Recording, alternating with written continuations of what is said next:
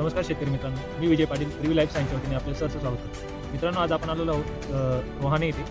ते आपण पिंडा या क्रॉपवर आलेलो आहोत. तर इथं आपण बघू शकतात की जे विल्टिंगचे प्रॉब्लेम चालू आहेत, तर हा प्रादुर्भाव हा कुठून सुरू होतो. जे मुडी असते या मुडीजवळ हा रोजटोनिया बॅक्टेरिया इथं स्टोअर होत असतो.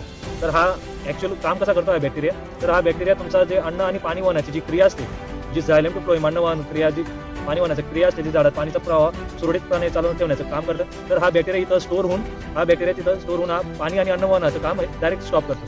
त्यामुळे आपल्याला हे बिल्डिंगचे प्रॉब्लेम हे जाणवतात. तर यासाठी आपण एक उपाय करू शकतो.